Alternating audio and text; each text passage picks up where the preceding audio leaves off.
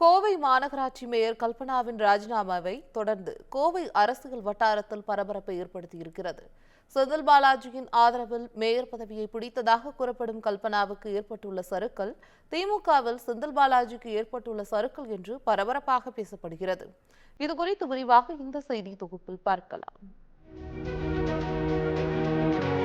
தமிழ்நாட்டில் மிகப்பெரிய மாநகராட்சிகளில் ஒன்று கோவை.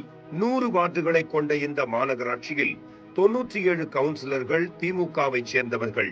சென்னைக்கு அடுத்து மிகப்பெரிய மாநகராட்சியாக இருக்கும் கோவை மாநகராட்சியின் மேயர் பதவிக்கு மிகப்பெரிய போட்டி நடைபெற்றது.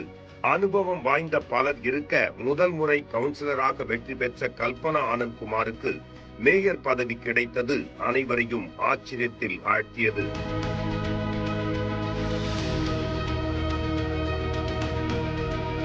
இந்த பதவி கிடைக்க காரணம் அமைச்சராக இருந்த செந்தில் பாலாஜியிடம் கல்பனாவுக்கு இருக்கும் செல்வாக்குதான் என்று கூறப்படுகிறது.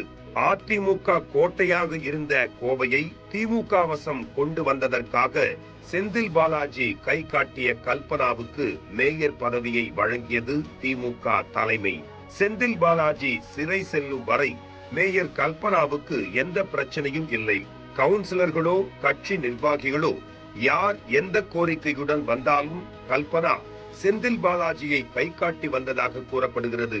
ஆனால் செந்தில் பாலாஜி சிறைவாசம் தொடங்கியதில் இருந்தே மேயர் கல்பனாவுக்கு நெருக்கடிகளும் தொடங்கியதாக கூறப்படுகிறது.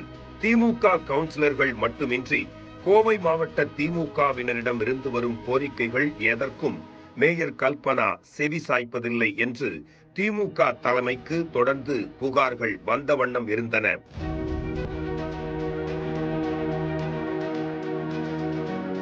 அதே போல அவர் தன்னிச்சையாக அதிகார போக்குடன் செயல்படுவதாகவும் புகார்கள் பறந்தன. மேலும் மாநகராட்சி கூட்டத்தை புறக்கணிப்பது, மேயர் கலந்து கொள்ளும் நிகழ்ச்சிகளை புறக்கணிப்பது என அடுத்தடுத்து திமுக கவுன்சிலர்கள் எதிர்ப்பு தெரிவிக்க மேயர் கல்பனாவுக்கு நெருக்கடி முற்றியது. இது போதாதென்று மக்களவை தேர்தலில் திமுகவை சேர்ந்த கணபதி ராஜ்குமார் வெற்றி பெற்று எம்பி ஆனாலும் மேயர் கல்பனா வார்டில் மிக குறைவான வாக்குகளே திமுகவுக்கு கிடைத்தது. கவுன்சிலர்கள் சொல்வதை கண்டுகொள்ளாமல் இருந்த திமுக தலைமை தேர்தலில் வாக்கு வங்கி குறைந்ததும் விழித்துக் கொண்டது என்றே கூறலாம்.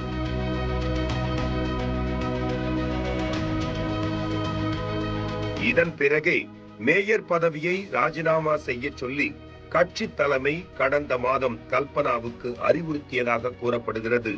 ஆனால் எப்படியாவது செந்தில் பாலாஜியிடம் தகவலை கொண்டு சென்று பதவியை தக்க வைத்துக் கொள்ளலாம் என மேயர் கல்பனா தரப்பு போட்ட கணக்கு பலிக்கவில்லை. நாட்கள் செல்ல செல்ல செந்தில் பாலாஜியிடம் இருந்து எந்த பாசிட்டிவ் தகவலும் வரவில்லை என்ற நிலையில் சென்னை வந்து முகாமிட்டது மேயர் கல்பனா அண்ட் கோ. திமுகவின் முக்கியமான மூத்த நிர்வாகியை சந்தித்து எவ்வளவோ மன்றாடியும் ராஜினாமா கடிதத்தை மட்டும் கொடுத்துவிட்டு செல்லும்படியும் இது திமுக தலைமையின் உத்தரவு என்றும் அவர் காட்டமாக சொல்ல வேறு வழியின்றி கோவைக்கு கிளம்பி சென்றிருக்கிறார் மேயர் கல்பனா.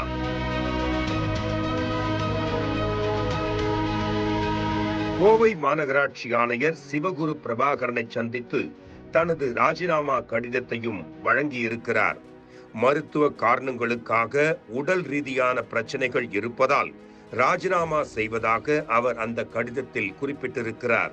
எது எப்படியோ செந்தில் பாலாஜியின் ஆதரவாளர் கல்பனாவின் மேயர் பதவி பறிக்கப்பட்டிருப்பது திமுகவில் அவருக்கு இருக்கும் செல்வாக்கு குறைந்து விட்டதையே காட்டுவதாக பரபரப்பாக பேசப்படுகிறது. இந்த பரபரப்பு பற்றி எல்லாம் கவலை இல்லை என அடுத்த மேயர் யார் என்று பரபரத்து கிடக்கிறது கோவை திமுக.